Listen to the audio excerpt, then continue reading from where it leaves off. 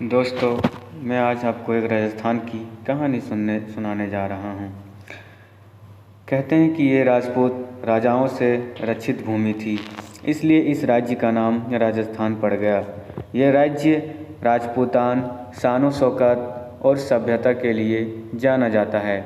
हालांकि अगर इसके इतिहास पर नज़र डालें तो राज्य को पहचान दिलाने में यहाँ की महिलाओं का भी अहम रोल रहा है। अतीत में कुछ साहसी महिलाओं के कारण दुनिया भर में राजस्थान की माटी और पहचान मिली।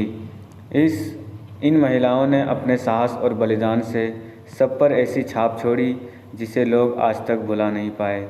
चलिए जानते हैं कौन थी वो बहादुर महिलाएं जिन्होंने राजस्थान को राजस्थान बनाया। पहली महारानी जो थी महारानी गायत्री देवी। 23 मई 1919 को लंदन में जन्मी गायत्री देवी दुनिया की सबसे खूबसूरत महिलाओं में से एक थी। मैगजीन्स द्वारा उन्हें दुनिया की टॉप 10 सुंदर महिलाओं में शामिल किया गया था। वह सिर्फ जयपुर की महारानी ही नहीं बल्कि पॉलिटिशियन भी थी। गायत्री देवी ने अपनी शाही लाइफ स्टाइल और दबंग अंदाज से सबका ध्यान खींचा और आज उन्हें पूरी दुनिया जानती है। दूसरी महारानी जो थी हाड़ी रानी।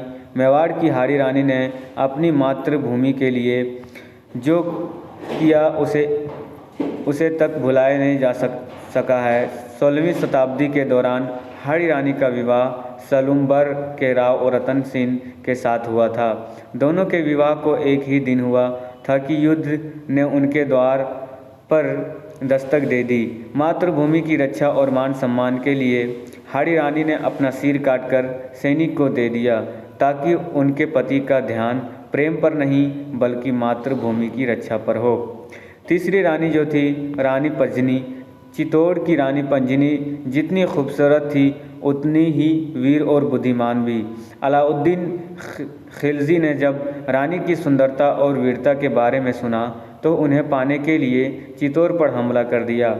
युद्ध के दौरान रानी को खिलजी के आगे आत्मसमर्पण करना नामंजूर था, इसलिए रानी ने लगभग 13,000 महिला साथी के जौहर कुंड में जाने का फैसला लिया और आत्मदाह कर लिया। रानी पंजनी के इस कदम की वजह से आज दुनिया चित्तौड़ किले और पंजनी पैलेस के बारे में जानती है। चौथी रानी जो थी मीराबाई। जानकारी के मुताबिक मीराबाई का जन्म 1498 में राजस्थान के कुर्की गांव में हुआ था, जो कि पाली में है। मीराबाई कृष्ण भक्त और कवि यात्री थी। मीराबाई कृष्ण प्रेम में पागल थी और उन्हें अपना पति मानती थी। मीराबाई की इच्छा के विरोध के उनका विवाह उदयपुर के महाराजा भोजराज के साथ कर दिया गया था। शादी के कुछ वक्त बाद ही उनके पति की मृत्यु हो गई।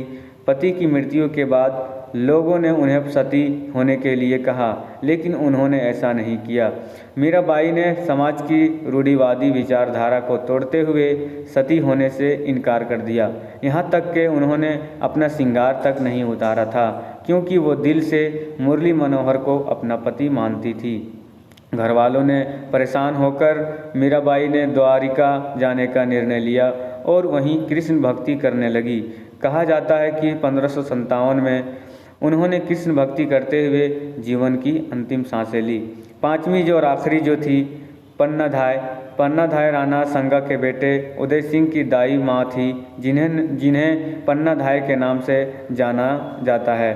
कहते हैं कि उदय सिंह की रक्षा करने के लिए उन्होंने अपने पुत्र की बलि दे दी थी। जानकारी के अनुसार पन्नाधाय का जन्म 1490 राजस्थान के पंडोली गांव में हुआ था। माना जाता है कि उन्होंने उदय सिंह को बनवीर के हमले से बचाने के लिए उन्होंने उदय सिंह की जगह पर अपने पुत्र को सुला दिया था, जिनके बाद बनवीर ने उदय सिंह समझ के उनके पुत्र की हत्या कर दी थी। यही नहीं वो उदय सिंह को लेकर काफ़ी दिनों तक कुंभलगढ़ के जंगलों में भी भटकी थी। कहानी जान